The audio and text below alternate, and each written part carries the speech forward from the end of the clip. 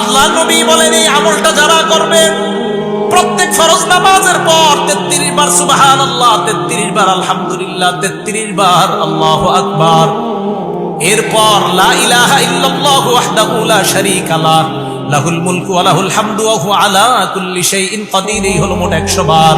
আল্লাহ নবী বলেন গুফিরাত লাহু খাতায়া ওয়া ইন কানাত মিসলা জাবাদিল বাহরি, সমুদ্রের ফেনা পরিমাণ গুনাহ হলেও আল্লাহ মাফ করে দেয়।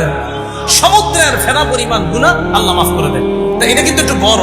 আরেকটা ছোট আমল আপনাদেরকে শিখাই, বুখারীর বর্ণনা, যেটা আগে বলতেছিলাম, 6405 নম্বর হাদিস।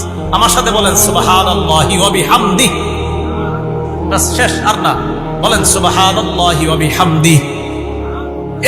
এতটুকু قال رسول الله صلى الله عليه وسلم من قال سبحان الله وبحمده في اليوم 100 مرة। আল্লাহর নবী বলেন সুবহানাল্লাহি ওয়া বিহামদিহি প্রত্যেক দিন যদি কেউ 100 বার পড়ে, কয়বার পড়েন তো আপনারা? কি বাস একটুকুই, সুবহানাল্লাহি ওয়া বিহামদিহি কয়বার নিয়মিত? 100 বার। হুত্তাত খাতায়াহু ওয়া ইন কানাত মিসলা জাবাদিল বাহরি, সমুদ্রের ফেনা পরিমাণ গুনাহ হলেও আল্লাহ মাফ করে দেন। এটা 100 বার পড়বেন প্রত্যেক দিন, যে কোনো সময় 100 বার পড়লে আল্লাহ মাফ করে দিবেন। মসজিদে গিয়ে বসে রয়েছেন, কাজ নাই, এখনো 20 মিনিট 15 মিনিট বাকি আছে, এগুলো পড়েন বসে বসে সুবহানাল্লাহ বিহামদিহি, আপনি 100 বার পড়েন। আবার এটা বাড়ায় যদি আরেকটু পড়েন, আরো ফজিলতের কথা আসছে বুখারী শরীফের শেষ হাদিসে, সুবহানাল্লাহি ওয়া বিহামদিহি সুবহানাল্লাহিল আযীম।